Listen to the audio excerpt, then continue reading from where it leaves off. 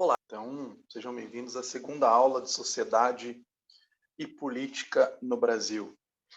Como vocês podem ver essa imagem, não sei se muitos conhecem, mas é a antiga ferroviária de Curitiba, né, hoje virou lá o Shopping Estação. Só para lembrar ali do lado do Cefet e da UTF-PR, inclusive, que é hoje, bem do ladinho ali.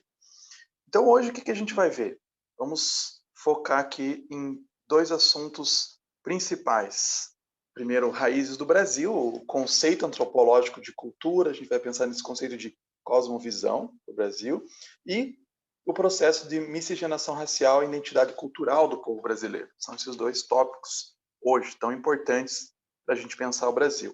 Então, os grandes intérpretes do Brasil são esses. Claro que tem muitos outros, né, mais modernos, até mais atuais, mas esses são os que marcaram a interpretação, os estudos do Brasil, né? Tem alguns aí antropólogos, sociólogos, historiadores, né, que se misturam que olharam para o passado do Brasil e dão algumas interpretações bem interessantes para a gente, que a gente vai até beber nessa fonte um pouco hoje.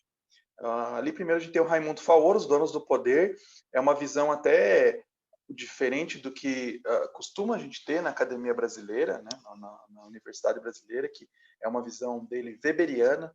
Normalmente você tem uma visão marxista, né, então o Faoro ele veio com uma visão weberiana da história do Brasil, olhar lá quem que são os donos do poder, né, quem que se mantinham, como que eles se mantinham, né? A gente vai ver essa visão nas outras aulas também, né, sobre patrimonialismo, clientelismo, que eu já falei um pouquinho na primeira aula, mas a gente vai voltar a isso mais para frente, né? Mas é um livro muito interessante. Depois a gente tem Coronelismo, Inchado e Voto, né, que é um livro também fundamental, porque ele vai falar exatamente essa questão da política no Brasil. Esse livro, Coronelismo, Inchado e Voto, ele foi escrito então pelo Victor Nunes Leal. É um livro já mais antigo. Na verdade, todos esses livros são um pouco mais antigos, mas eles nos ajudam bastante a pensar. Então, a questão do voto, como que se dá o voto no Brasil, como é que funciona essa questão, né, da relação entre o trabalhador e o voto, como que se coopta, né, os trabalhadores ou os votos, né, através dessa visão do coronel que às vezes a gente pensa que é uma questão do passado, né? Que como assim, né? Que você tem coronéis numa região, mas a gente tem isso na verdade até hoje. Então, violência eleitoral, por exemplo, né? Que é uma coisa que durante eleições, principalmente eleições locais, né? Como eleições de vereador e prefeito, acontece às vezes violências, as pessoas saem, tiram para todo lado, né? Então isso e morrem pessoas e tal. Então isso acontece até hoje, nos dias atuais. Pode ir lá pesquisar nas últimas eleições quantas pessoas que morreram, né, por causa de uma violência ou sofreram algum ataque na período de eleição. Então isso já acontecia antigamente, isso continua acontecendo no Brasil, né? Não é um fenômeno que permanece. Então, o Victor Nunes Leal ele fala lá, né, olhando para o século XIX, comecinho do século XX, mas é uma prática contínua. Depois a gente tem o Gilberto Freire, famoso, né, um clássico, Casa Grande Senzala, fundamental, né, para se ler. Tem muitos problemas também, né, na interpretação dele, porque ele usava cartas, usava documentação. Até é uma novidade, né, na história aí, na primeira metade do século XX, de se usar cartas e tal, até receitas ele usava, né? Mas tinha às vezes alguns problemas, né, como a visão, né? Aquela coisa assim, quando você vai receber uma visita na sua casa, né, então você arruma tudo, né, para a pessoa, então dá uma maquiada. E às vezes esses relatos que ele vai usar é a mesma coisa, né? As pessoas só contam a parte boa. Então tem algumas distorções, né, que são consertadas por outros documentos, outras obras depois, mas ele foi bem interessante para pensar. Na verdade, o título em inglês, o Casa Grande e Senzala, o título em português, na verdade, né? Esse E ali é aquele inglês, né? Que é para dizer uma coisa que está junto, né? A Casa Grande e a Senzala numa proximidades, não dava para separar no período colonial. Né? Depois a gente tem o Sérgio Buarque de Holanda, com Raiz do Brasil, ficou também, a gente vai visitar algumas ideias dele nessa aula, também é bem interessante de ler, bem tranquilo de ler, né? Um historiador aí que trouxe uma visão bem interessante, né? De olhar da onde que veio, quais são as nossas raízes mesmo, né? Questões culturais e tal. José Murilo de Carvalho, mais atual, né? Tem textos também, principalmente para o final do século XIX, começo do século XX, o início da República, né? Que são também ótimos insights. Então, assim, quais são os traços básicos da cultura e da sociedade brasileiras? Claro que é complicado, né, você pegar e definir alguns traços para um país tão grande, com culturas tão diferentes. Então, é complicado dizer alguns traços específicos, né, da cultura brasileira, porque é imenso, a gente tem muitos migrantes e imigrantes que vieram, né, de outros países, então a cultura é bastante diferente. Se você olha uma cultura no sul e vai olhar a cultura no nordeste, são completamente diferentes, né? Eu lembro que uma vez eu assisti, muito tempo atrás, assisti um filme brasileiro, filme excelente, Narradores de Javé. E eu tive dificuldades de entender, né? Um filme que se passa lá no Nordeste e tal.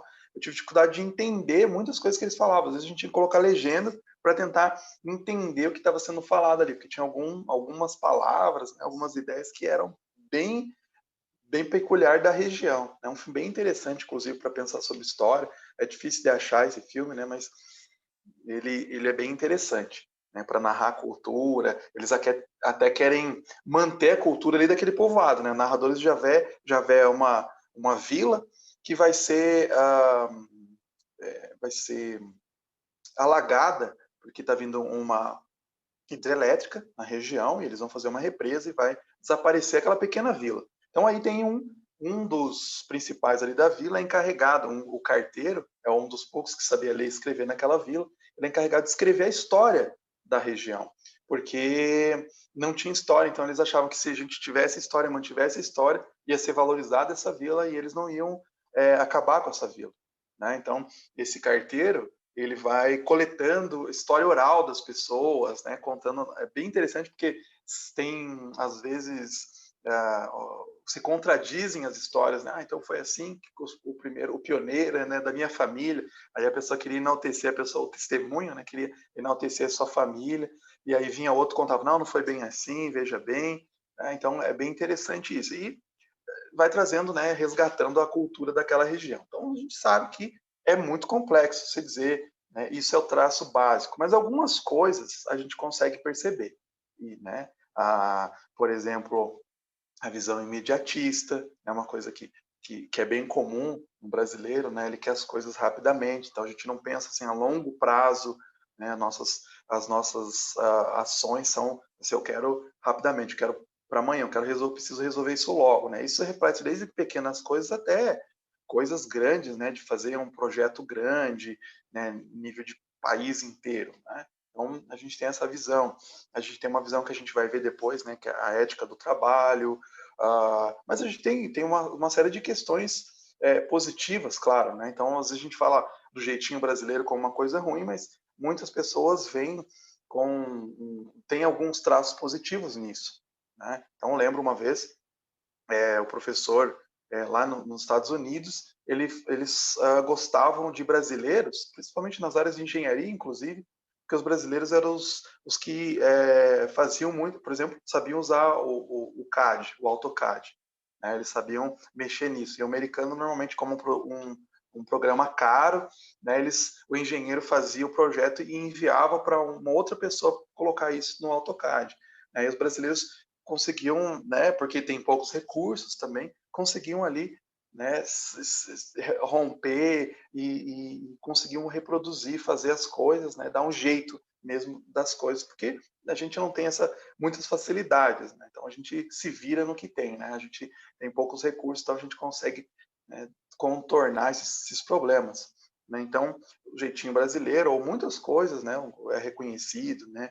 A alegria, né? Agora a gente vê, passa por série de problemas, né? E o brasileiro fazendo memes, rindo, né? O brasileiro tem essa capacidade de rir mesmo nas desgraças, né? Então a gente vai ver outros traços básicos, né? E outras coisas que a gente pode até talvez melhorar. A gente pode pegar alguns traços que são mais positivos e enaltecer isso.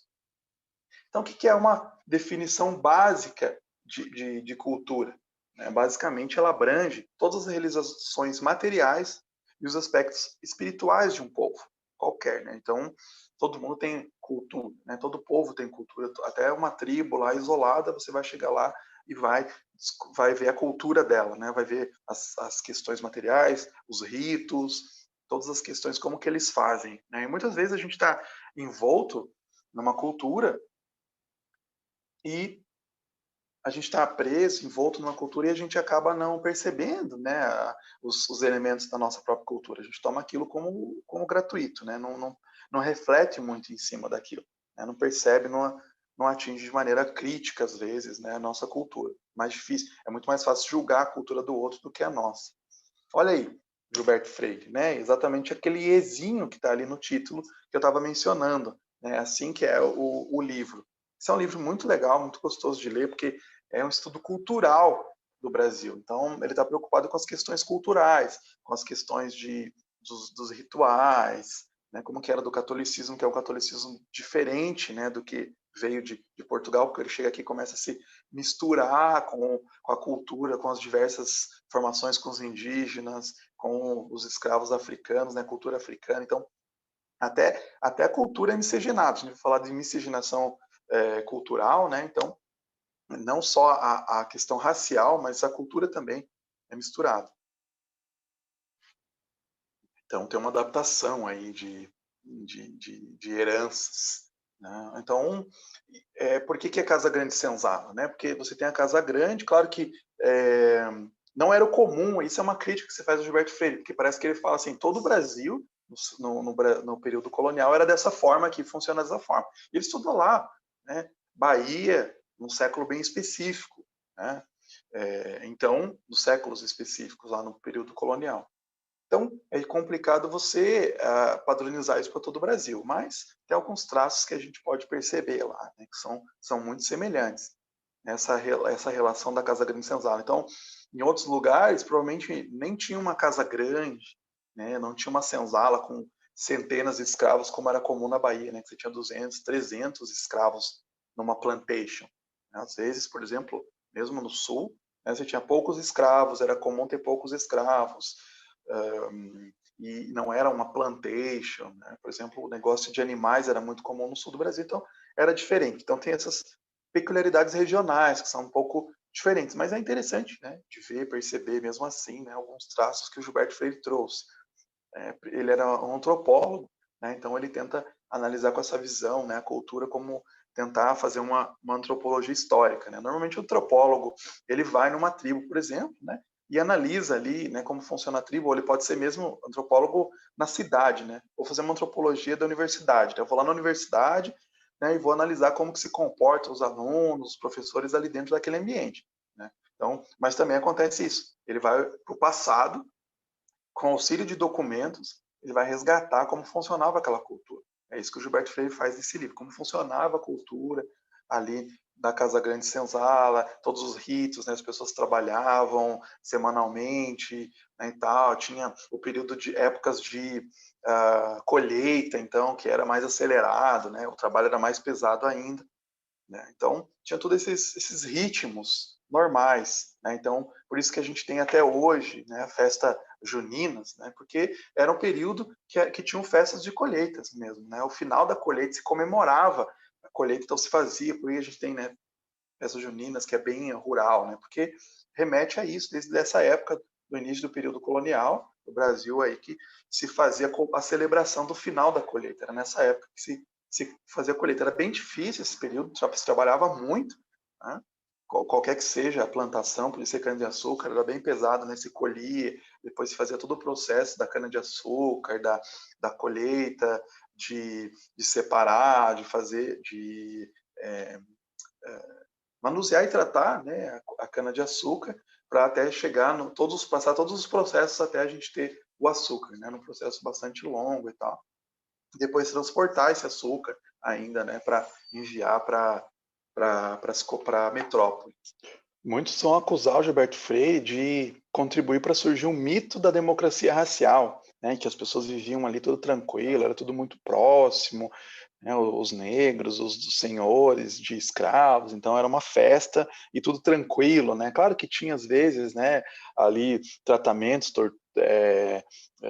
punições físicas e tal, mas era uma festa, né? Muito diferente do sul dos Estados Unidos, né? Que até muitas pessoas comparam, né? Tem estudos até comparando a escravidão no sul dos Estados Unidos com a escravidão no Brasil e tal, né? Porque ele aliviou um pouco todos os problemas, né? Que a gente sabe que era uma vida bem dura, né? Os escravos tinham uma expectativa de vida bem baixa, era uma vida extremamente sofrida, né? E na verdade não contribuiu para uma democracia racial, pelo contrário, né?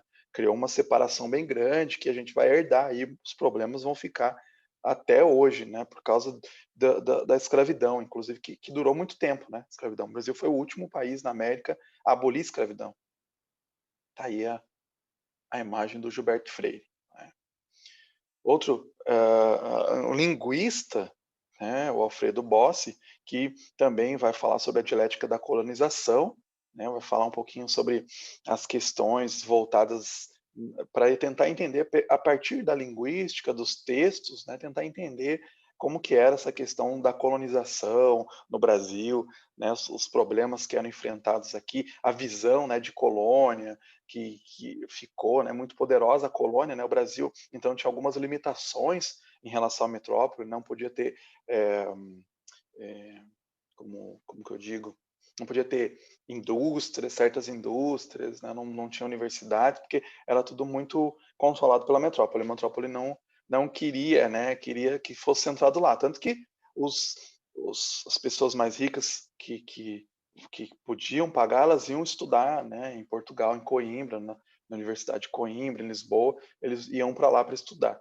Não? E a colônia aqui era meio que o purgatório, né? Tanto que esse termo ficou muito forte do purgatório no Brasil, né? Uma visão católica, né? Um período ali na visão católica entre o céu, o céu e o inferno, né? A pessoa ficava um tempo no purgatório, curar e aí ela podia chegar no céu, né? Eram 3 lugares, então o inferno, o purgatório e o paraíso, né?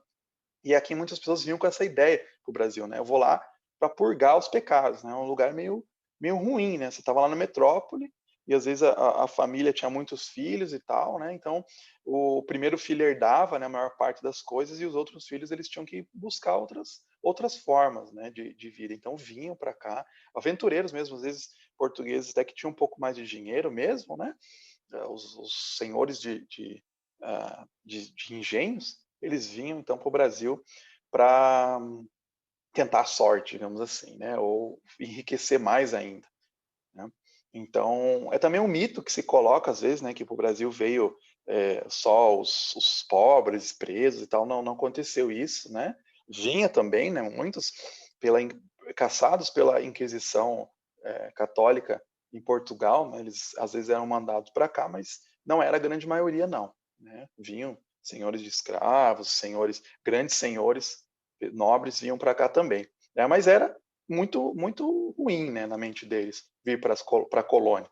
Né? Sofrer o calor, os insetos, né, doenças desconhecidas, tal. Então era visto de maneira bem negativa.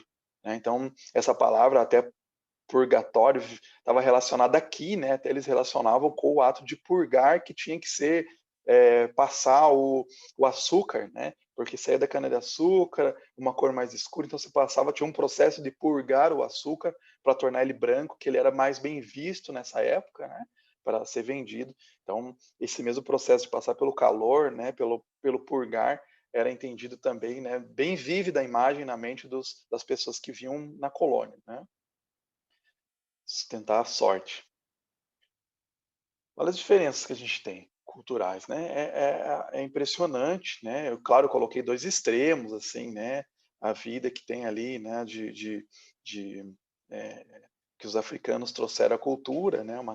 Trouxeram modos de fazer, modos de conhecer, os indígenas também, né? Tinham formas de fazer e fomos trazendo outras formas. Né? Às vezes a gente fica falando, um jeito de viver e tal é bem melhor que o outro, mas a gente vê quais são alguns aspectos de cada cultura, né? Às vezes a gente enaltece uma cultura e fala, não, essa cultura é melhor, mas a gente vai ver lá que a cultura também tem pontos positivos. A gente fala assim, não, a cultura europeia é melhor e tal, né?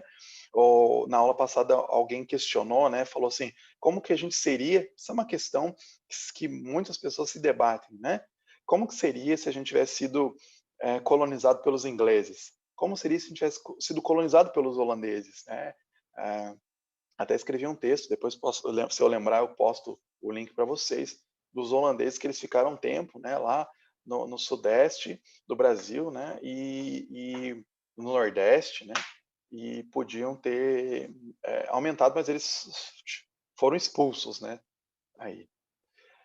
Então é complicado se a gente falar nesses termos, né, como que seria, né, é um exame assim, às vezes até a gente pode fazer um exame, né, imaginativo e tal, né, mas a gente tem que lidar como as coisas são, né? A gente não pode culpar e dizer assim, né, olhar para o passado e dizer, se a gente fosse colonizado a gente seria melhor, né? A gente tem que pegar e olhar os traços positivos e diminuir os traços negativos, tirar os traços negativos da nossa cultura, né, ou diminuir pelo menos, e pegar e enaltecer os traços positivos, né, que a gente tem muitos traços. Também a gente não pode ser otimista ingênuo, né? Às vezes a gente é otimista ingênuo, né? Então, por exemplo, né, tem o Domenico Di Masi, e ele escreve uns livros bem interessantes e tal, e ele tem um livro que é Brasil, País do Futuro, né? Então ele fala assim que o Brasil é o país do futuro porque só tem coisas positivas. Aí ele às vezes chega a ser um pouco ingênuo, né? Porque só fala das coisas positivas, das coisas negativas ele ameniza um pouco, né? Deixa lá do lado, mas a gente tem os traços negativos, né? Como toda cultura. Então a gente sabe muito bem onde estão os nossos problemas, os nossos defeitos. E cabe a nós, né, pegar esses defeitos aí e melhorarem, né? E usar até em políticas públicas, não é só assim. Às vezes parte da visão individual das pessoas, né, de mudar, né, individualmente, mas parte também de um grande esforço, às vezes, de ir para instituições, fazer políticas públicas para tentar mudar esses problemas. Não dá para deixar assim, né, livre que as coisas vão se resolver por elas mesmas. Não dá, né? Esse livro não trata do Brasil, né, mas é bem interessante porque ele fala sobre a questões de cultura, né? Como que a cultura, questões de cultura popular, né? O Grande Massacre dos Gatos do Darton. E ele vai analisar contos. Por exemplo, tem um capítulo específico quando ele analisa contos de fadas e vai vendo a evolução dos contos de fadas. Né? A gente agora tá aí na Netflix, né? Esse Cidade Invisível, acho que é, né, o nome do seriado, que traz alguns contos que são bem comuns, o folclore bem comum, né? Isso também nos ajuda a pensar bastante sobre a nossa própria cultura, né? O que quer dizer esses mitos e tal, né? Essas lendas, né? Que muitas vezes tanto os contos de fadas como esses folclore brasileiro, né? Eles estão apontando para alguns perigos, né? Então, cuidado, não vá lá na floresta, né? Que tem o bicho lá, tem o monstro lá, né? Então, mitos relacionados bastante a culturas agrárias, né? Então, são bem comuns. Esse autor aqui também não é um livro que trata do Brasil, apesar de ter um capítulo que fala um pouquinho só, mas ele é bem interessante porque eles vão falar a importância da cultura. Como que Culture Matters, né, o nome do livro. Como que os valores moldam o progresso humano. Então ele vai falar assim, às vezes as pessoas, muitos antropólogos são isso. Então, o antropólogo, ele é muitas vezes relativista. Então ele fala assim, aquela é a verdade daquele povo, então tudo bem. Né? Então não tem problema. Você não pode chegar lá e impor sua verdade sobre aquele povo. Né? Eles são assim. Né? Então a gente tem que aceitar. E esses autores, inclusive tem antropólogos aqui, eles vão falar, não, peraí, né? Não é porque tem essa questão, né, esses valores aqui dessa cultura, que às vezes é extremamente horrível que a gente tem que aceitar. Né? Eu já citei o exemplo de rituais que matam crianças, né, em tribos indígenas. Então a gente vai aceitar isso? Não, isso é uma coisa a gente desenvolveu como para falar sobre direitos humanos, né? Para quê? Como que a gente fala? Então, direitos humanos depende para quem quiser aceitar ou não? Não, a gente tem essa visão que principalmente é uma coisa bem forte no Ocidente, graças à visão judaico-cristã, né? De que todas as pessoas têm valores, né? São valores. A gente não pode ir lá, né? E tirar a vida de uma pessoa impunemente, né? Porque nós pensamos que aquela pessoa tem uma dignidade que é a tal da dignidade humana, né? Você vai ver que em algumas culturas isso não é valorizado, né? Porque isso depende, né? Se o governo quiser, ele pode ir lá e tirar, matar aquela pessoa, né? Matar pessoas em nome de um bem maior.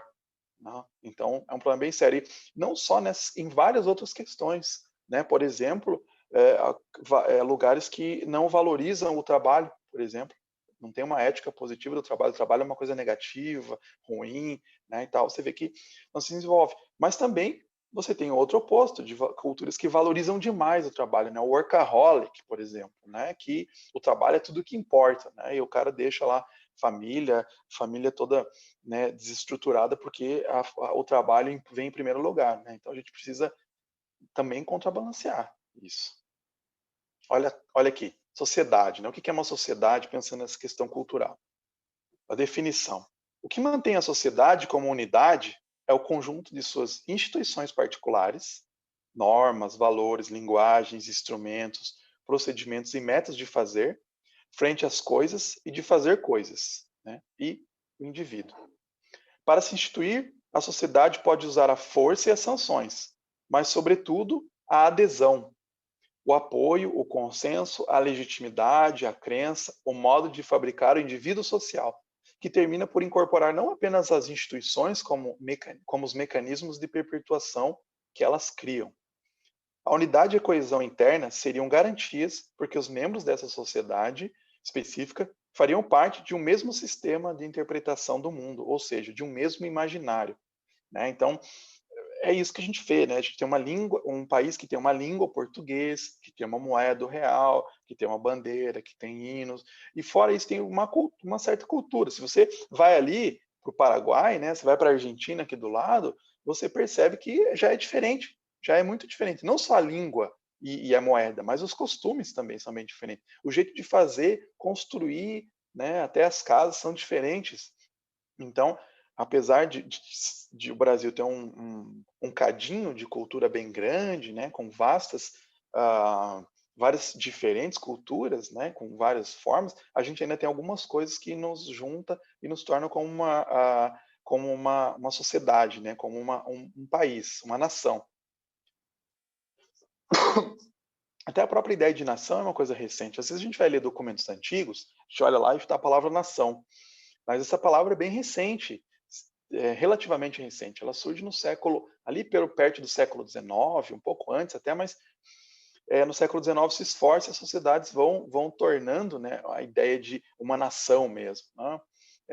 Países como a Inglaterra ou todo ali o Reino Unido, né, já vão se unificando muito mais cedo, né? Mas tem alguns países como Alemanha e Itália que só se unificam no século XIX, e aí eles formam e falam, não, essa é a nossa moeda, essas são nossas medidas, vamos usar isso, né, essa é a nossa língua oficial, mesmo que continue tendo alguns dialetos, mas essa é a língua oficial. Né, e eles acatam, então, eles fazem tipo, uma forma de acordo, né, social, que nós vamos ter essa forma de governo específica, né, nós vamos respeitar essas leis. E a estabilidade de uma nação, ela está ligada também com a estabilidade das suas instituições, com a força de suas instituições. Né? Às vezes você vê alguns países que têm golpes em cima de golpes, né, ao longo da história, porque a instituição não é forte. As pessoas olham para as instituições com dúvidas, né?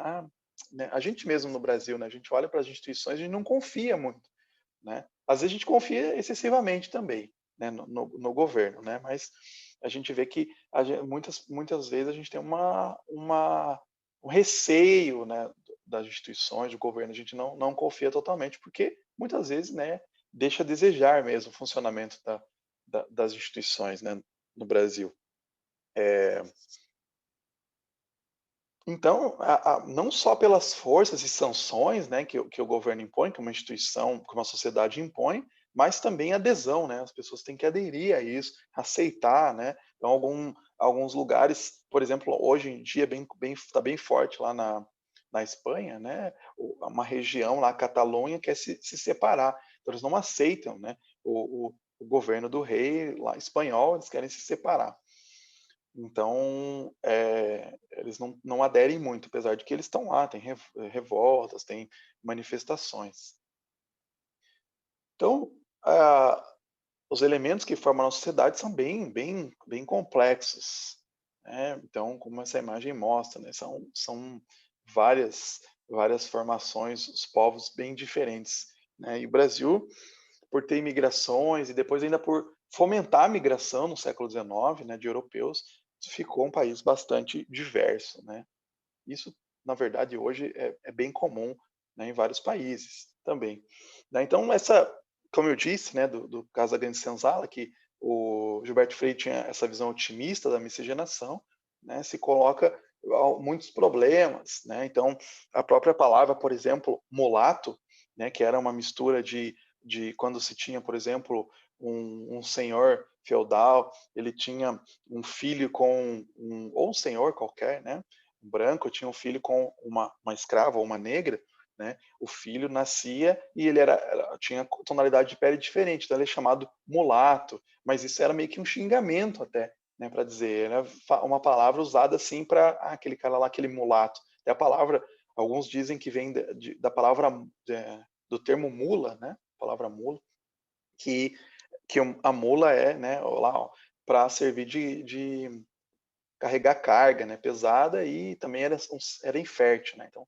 o mulato era uma figura, assim, bastante ambígua, né, o Machado de Assis era mulato, ele mesmo assim sofria, né, parecia que ele estava entre 2 mundos, né, ele não era nem negro e não era nem branco, né, então tinha também uma dificuldade de inserção social nessa época, mas a mistura era muito grande, né, entre, brancos e índios também, né, então entre negros e índios, a mistura ficou muito forte. Alguns lugares era mais diferente, por exemplo, nos Estados Unidos, que tinha escravidão também, como eu disse, era muito semelhante ao Brasil, né, principalmente no sul dos Estados Unidos, mas a miscigenação era mais restrita, não ocorria tanto, né, não tinha tantas misturas entre, né, brancos e negros, por exemplo, né, e ficou durante muito tempo, formou como se fosse um corredor, né, onde quase não existiam essas miscigenações, né, e ficou durante muito tempo, né, até depois teve uma segregação racial bem forte, então, né, eles falavam, com meio que não gostavam de mistura, né, quem se misturava eles olhavam assim, né, com desconfiança, então não ocorria muito isso, né, até no século XX ainda era muito raro isso, né, no Brasil essa mistura foi desde o início bem comum. Aí própria a visão, né, de monocultura, do patriarcado também gerou, influenciou a cultura, né, não só do Nordeste, mas também acabou, eh modificando a cultura no Brasil inteiro, né. Então mesmo aqui no Sul, que a gente não tinha grandes plantações, né, que a gente tinha pequenas plantações, pequenas propriedades, mesmo assim, né, essa cultura acabou moldando até a nossa visão de funcionamento, né. Então eu falei que a gente não tinha indústrias no século XX, até o século XIX, né, começa a surgir algumas indústrias, mas a gente era muito voltado pra para o meio rural, né, pra agricultura. Eu já falei isso, né, sobre essa mistura racial, a um um, hã, uma miscigenação racial que acontece desde o do início, né, e molda a cultura, a identidade cultural, né, do povo brasileiro. É uma imagem, né, de uma casa grande, ali, né, branca grande e a senzala logo do lado, isso era muito comum, né, não era muito afastado, né, nos Estados Unidos, por exemplo, a senzala, né, o lugar onde os escravos ficavam era meio mais afastado. E também uma coisa que é diferente, né, entre Estados Unidos e Brasil, era que os negros no Brasil raramente podiam aprender a escrever. É uma coisa que a gente, por exemplo, tem aquele filme, né, 12 anos um escravo, que é baseado num texto que um escravo, que um ex-escravo e tal, tem toda a história lá, né, escreveu. Então era comum relatos de escravos, memórias de ex-escravos. Já no Brasil é muito raro isso, porque os escravos não podiam aprender a escrever, né, não podiam ler, então, a gente não tem esses relatos, né, que seria muito interessante ter esses relatos como que é. Mas, a gente tem relatos secundários, né, de textos de outras pessoas que escreveram, né, então claro que vai ser deturpado como que era a vida, né, desses escravos, mas a gente sabe quando a gente vai, por exemplo, você vai para Minas Gerais, por exemplo, né, Ouro Preto, você pode visitar, né, onde eram ex-casas grandes, né, e você vai visitar também onde os escravos ficavam e era horrível, assim, né. Eu fui visitar, entrei, assim, numa senzala, assim, pequena até, mas era horrível, o teto bem baixo, né, um pouco ar ali para o ar bem, insosso, assim, bem ruim, a vida deles era bastante difícil, né, mesmo, eles nem pensavam em ter em dar qualidade de vida para os escravos, né? Já falei que a expectativa de vida deles era baixíssima, né? Raramente uma pessoa passava ali dos 50 anos, raramente um escravo passava. Quando ele chegava aqui, a expectativa de vida dele era, sei lá, ele ia viver 20 anos, 30 anos, né? No máximo, né? Então era raro. Até uma piada depois, quando a gente tem no século XIX, a lei dos sexagenários, né? Que foi até chamado de uma lei para inglês ver, né? Que os ingleses estavam pressionando o Brasil para acabar com a escravidão no século XIX, e lá em meados do século XIX, 1850, se proclama essa lei, né? A lei dos sexagenários, quer dizer, quando eles chegassem nos 60 anos, o escravo estava livre. Mas assim, raramente um escravo chegava a 60 anos. E se chegasse, depois que ele se aposentava, né, que ele tinha liberdade, ele não conseguia fazer nada mais, né? Então era uma coisa ruim, na verdade, ele sair depois de 60 anos, né? Aqui, né? Essa proximidade que se tinha, né? Nesse sentido, né? Dos escravos estarem bem juntos, bem próximos, né? E, como eu já falei isso, né? O mito da democracia racial, que foi propagado aí principalmente pelo Gilberto Freire, mas ficou durante muito tempo, né? Claro que é muito diferente, eu já falei isso, da escravidão que teve em outros lugares, né? Aqui no Brasil. Tem essa proximidade muitas vezes, né? Então, essa relação. Eu lembro que a gente estava estudando nos Estados Unidos, inclusive a gente estava estudando lá história, né, da diáspora africana, né, sobre questões de escravidão e tal, nos Estados Unidos. E as pessoas perguntavam para a gente, mas vocês podem andar com negro, né? Ou uma pessoa branca pode andar com negro do lado, na rua, tranquilamente? E a gente assim, ué, que estranho, né? Como não? Claro que sim, né? E eles achavam um absurdo, porque nos Estados Unidos, né, é muito raro, é muito difícil, né, principalmente no Sul até permanece isso, né? Você tem bairros onde a maioria das pessoas são negras, você tem igrejas onde só frequentam negros e tal, né, restaurantes, né? Então tem toda essa tensão racial no ar, assim, que você percebe, né? E no Brasil a gente, né, não tem esse tipo de coisa, mas a gente tem o nosso racismo, a gente tem várias coisas, a gente vai ler um texto, depois eu vou passar para vocês, que a gente tem vários elementos, né, que permanece, a gente sabe, né, permanece, toda hora surge, né, relatos, inclusive na mídia, né, de um racismo que foi praticado, né, as pessoas falam, né, coisas ofensivas. Então, essa democracia racial, sim, é bem questionável, né. Aqui o Sérgio Buarque de Holanda trouxe essas raízes do Brasil, né, falando sobre essa visão Portugal, como a gente herdou muitos elementos portugueses, né, profundos, né, eu já falei aqui sobre a questão do trabalho, mas cabe ressaltar, né, a visão do trabalho entre os portugueses era muito diferente, principalmente nessa época colonial, né, nesse comecinho aí do Brasil colônia, que os portugueses tinham uma visão negativa do trabalho, né, porque os nobres, principalmente os nobres, para ascender, para se tornar um nobre, você tinha que provar que você não tinha ascendência ou descendência, né, que pessoas que tivessem trabalhado manualmente, né? Então você tinha que ir lá para provar, eu quero me tornar nobre. Claro que não é todo mundo que podia, tinha que ter um rendimento e tal, né, uma colocação na sociedade, mas para ganhar o título ele tinha que provar que os seus descendentes, seus avós e tal, até um grau acima, né, dos antepassados, eles não tinham trabalhado, por exemplo, não eram sapateiro, não tinham trabalho, chamava trabalhos mecânicos, né? E então isso era, né, uma coisa que eles queriam, né? Então, principalmente quando vieram para cá, quando os portugueses vieram para cá, que tinham os escravos, né, muitos escravos, então um senhor, né, tinha às vezes 100, 200, 300 escravos, nunca que ele pensava, né, em trabalhar manualmente, isso era trabalho de escravos, então o trabalho ficou uma visão negativa, né, isso se prolongou por toda a história do Brasil, né, no período republicano mesmo, o governo tinha que lutar até para tentar mudar essa imagem que se tinha do brasileiro malandro, né, que era perpetuada até pelo samba, né, brasileiro malandro, brasileiro que queria sempre se desviar, né, não queria ir para o trabalho, e com a esperteza, né, ele desviava do trabalho e conseguia pagar suas contas, né? Então isso ficou muito forte, né, na memória, né?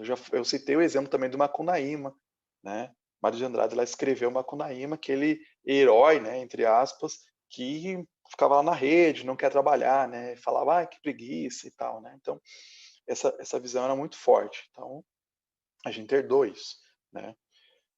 E ele também falava, o Sérgio Buarque de Holanda, de que dos aventureiros e trabalhadores, né, que muitos que vieram para a colônia eram aventureiros, né, eles estavam, né, querendo descobrir as coisas, né, então haviam tentar descobrir ouro, por exemplo, né, enriquecer, eram realmente pessoas assim, às vezes, né, sem escrúpulos, muitas vezes, né, pessoas que queriam, às vezes, só vir para o Brasil para enriquecer e voltar para a metrópole, né. Falar que eu já mencionei isso aqui, né. Uma das coisas que ele fala também, Sérgio Buarque de Holanda, é a visão dos ladrilhadores e semeadores. É meio polêmica essa visão e tal, tem um capítulo nesse livro, Raiz do Brasil, onde ele fala da diferença entre o colonizador espanhol e o colonizador brasileiro. Então, o colonizador espanhol ele seria um ladrilhador, né, é que vai fazendo, né, construindo as coisas, né, como assentar o ladrilho ali, né, no chão. Você vai colocando, vai fazendo, estabelecendo perfeitamente. Era assim que eram feitas as cidades, na opinião, né? Claro que não é tão perfeito assim, né?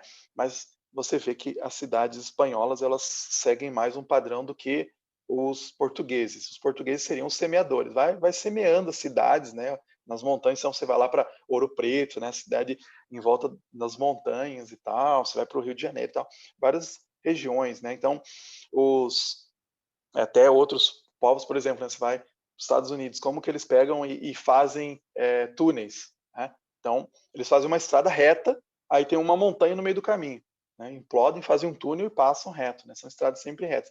O brasileiro, né, já e isso também é bonito, né? Quando você viaja pelo litoral brasileiro, né, vai circundando as montanhas, né? Então, às vezes parece que você faz uma volta, né, na estrada, parece que você está voltando, né? Na estrada, mas estou voltando, né?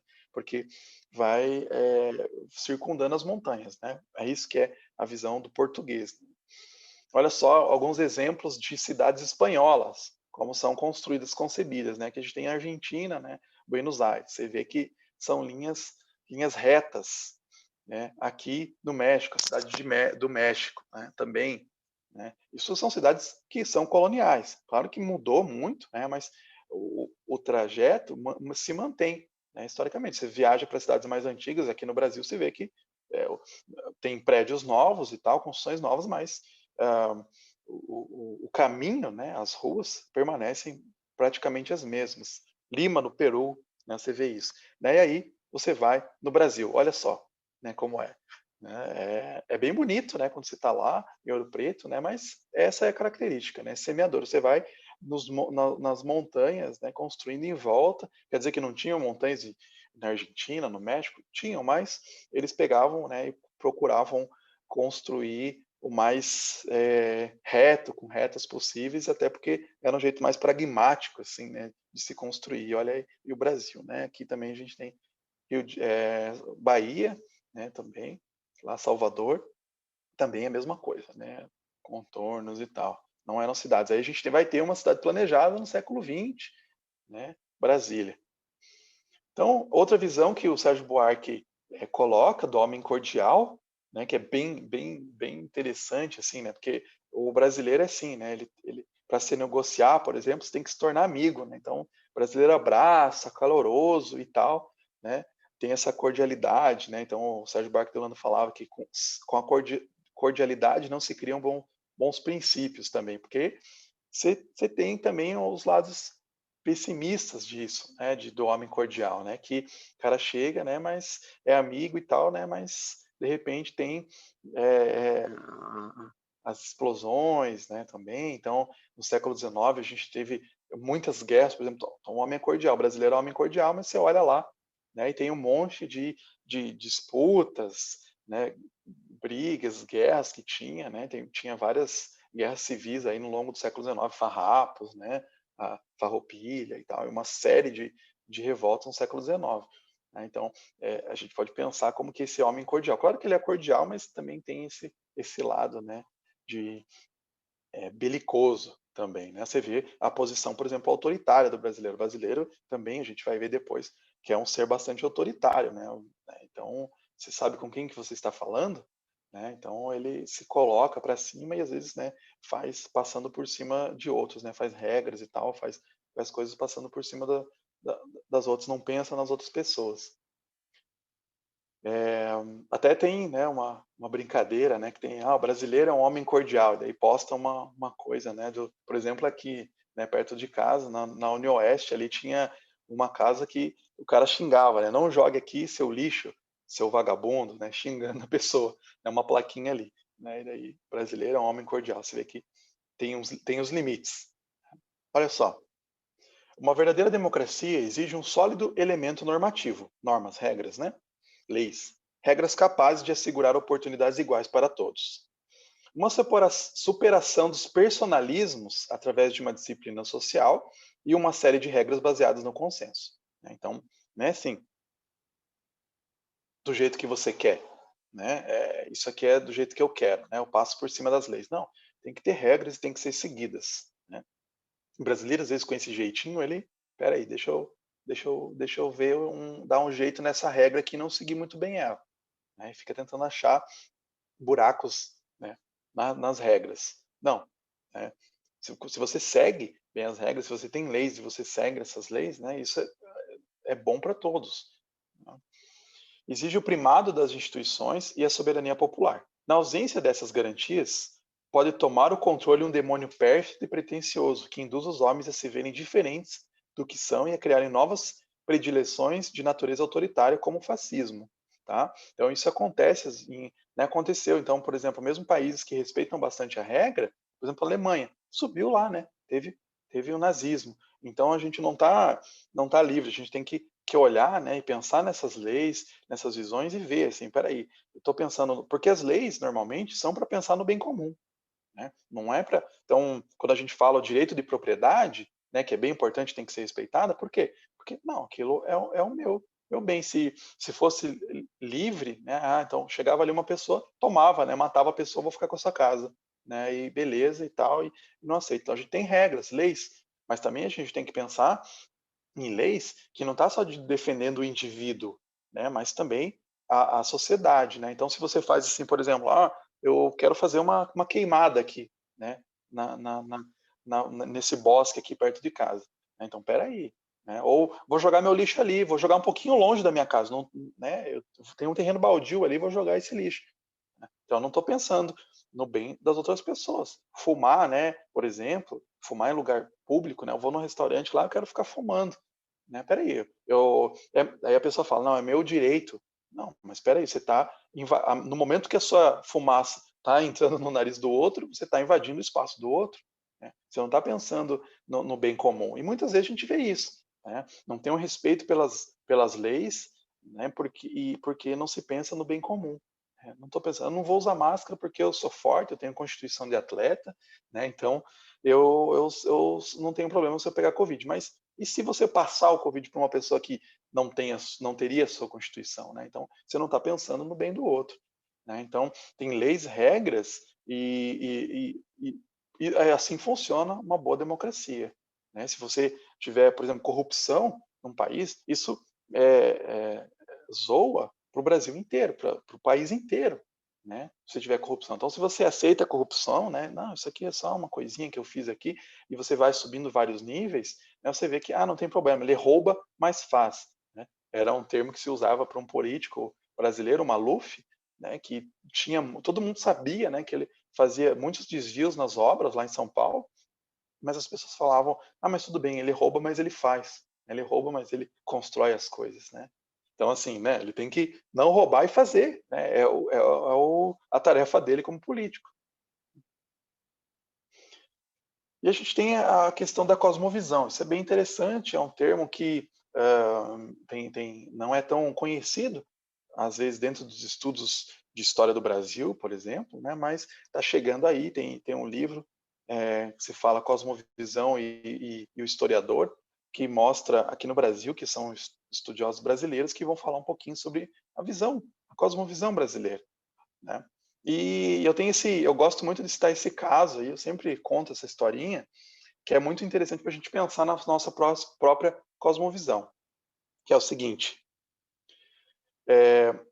Por que tem essas vaquinhas aí lá na Holanda, né?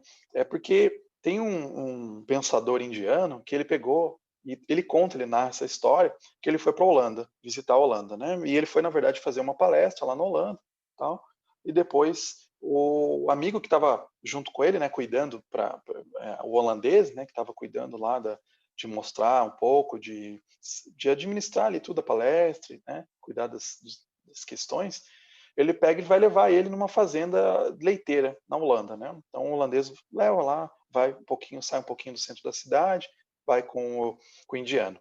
E o indiano já vai, no caminho, já vai se surpreendendo, né, com a limpeza do local, né? Então ele vê aquele monte de vaca, mas tudo limpinho, né? Ele já pensa na Índia, né, onde a vaca é venerada, né, e as vacas ficam soltas, se proliferam lá, e tudo aquela sujeira, e ele vai olhando tudo limpinho, mas ele não vê nenhuma pessoa, ele vai achando estranho.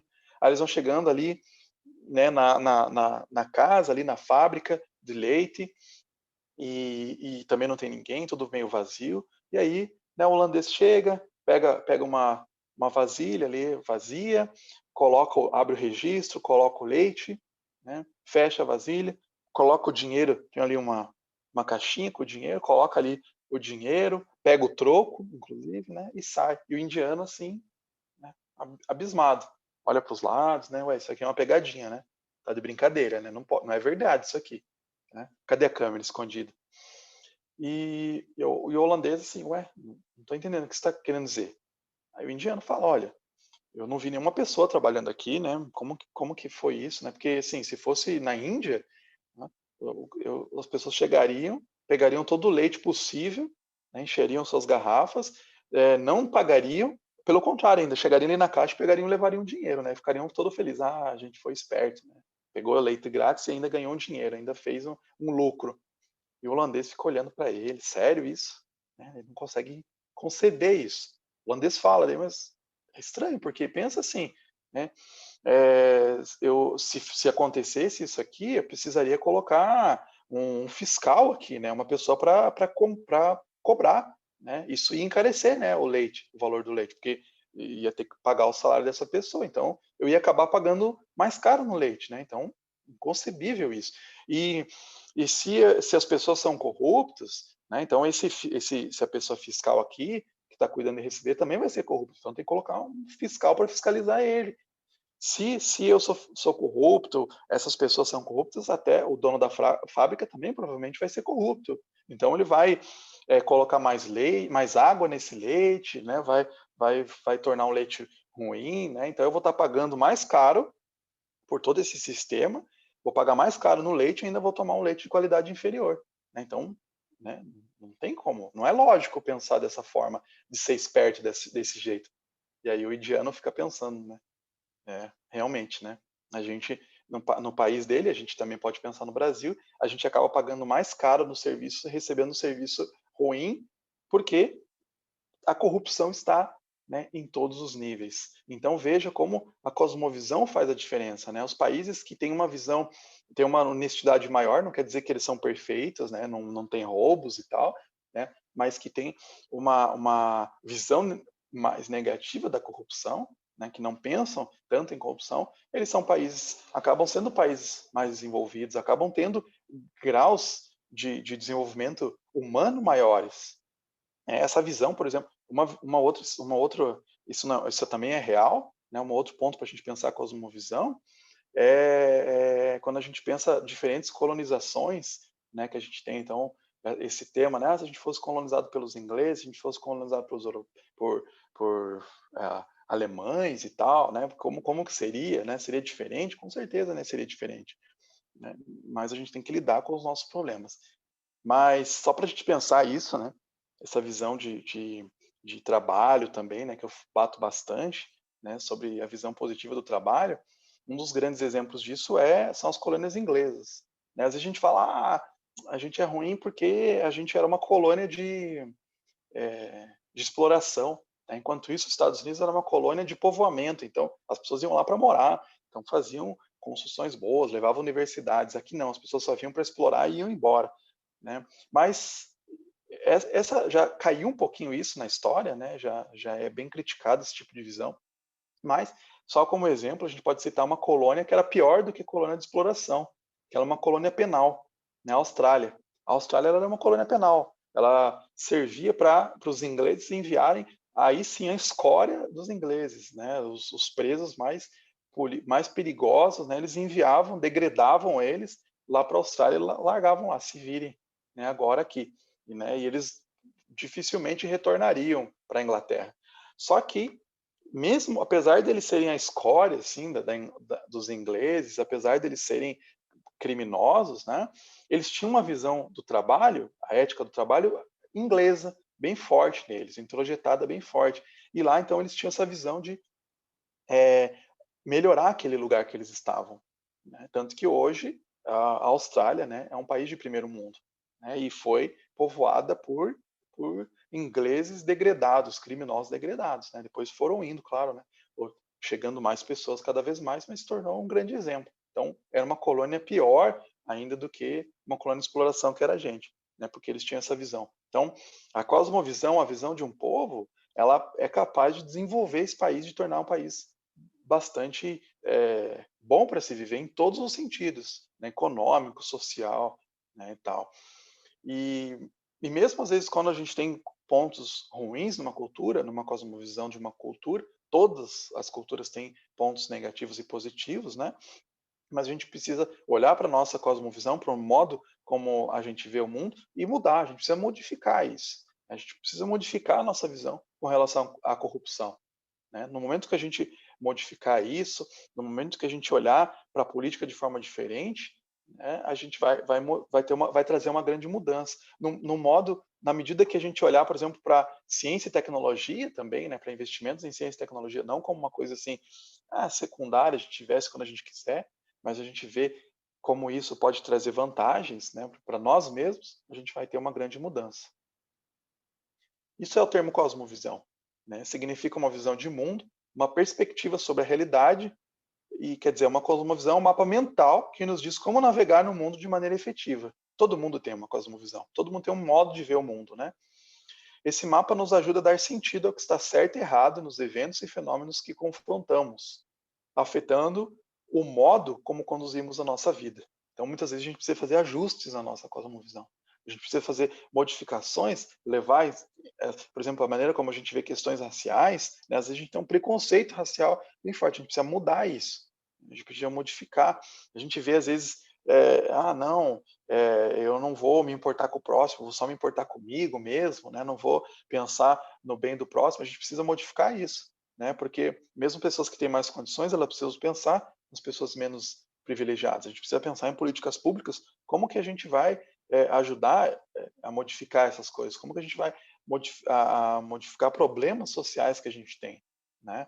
Então, às vezes, não só uma política lá de cima, né, não precisa partir dos grandes escalões no governo, né, modificar o grande escalão lá vai acabar com a corrupção. Né? Não adianta, não vai acabar. Né? Não é partir de cima, tem que partir uma mudança na base, no indivíduo, né, nas pessoas. Tá? Então, na maioria das vezes, a cosmovisão é uma coisa inconsciente. Né? A gente age, então a gente precisa questionar isso. Por que a gente age desse jeito? Né? Então, a gente precisa questionar isso. Né? Então, o que deve ser posto é que uma cosmovisão não é algo como uma filosofia formal, né, que exige estudo acadêmico para se elaborar. Né? Todos possuímos um conjunto de convicções acerca de como a realidade funciona e como a gente deve viver. Portanto, todos temos uma cosmovisão que nos orienta como agir no mundo.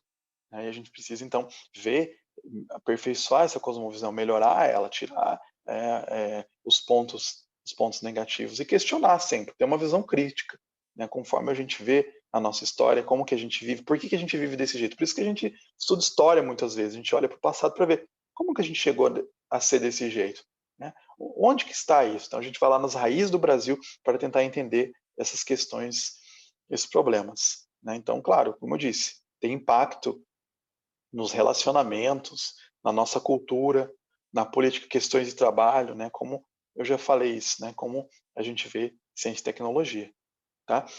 Então essa aula foi para a gente visualizar, né, um pouco as raízes do Brasil, claro que é de maneira bem inicial, né? Porque a gente não tem como a gente olhar muito tempo, né, a gente tem pouco tempo aqui, são temas bastante interessantes, bastante temas amplos, mas é um pouquinho para a gente pensar, entender como que é esse Brasil, a gente vai entender isso, como que isso afeta ainda mais ciência e tecnologia, questões de trabalho, tudo isso tem a ver, até questões raciais, tem a ver com como a gente entende questões de trabalho, como que isso afeta a educação, né, tudo isso a gente vai ver ainda ao longo do semestre, né. Então essa aula foi para trazer aí um pouquinho desses elementos, para até relembrar algumas coisas que a gente já viu, né, já aprendeu lá no ensino médio, né, com relação à miscigenação, às raízes do Brasil, né, algumas coisas polêmicas, algumas coisas menos polêmicas, né, algumas coisas que será que é assim mesmo, né, alguns pontos de vista que não necessariamente são assim, mas que nos ajudam a pensar, tá. Então era isso que eu queria trazer para vocês hoje. Até mais.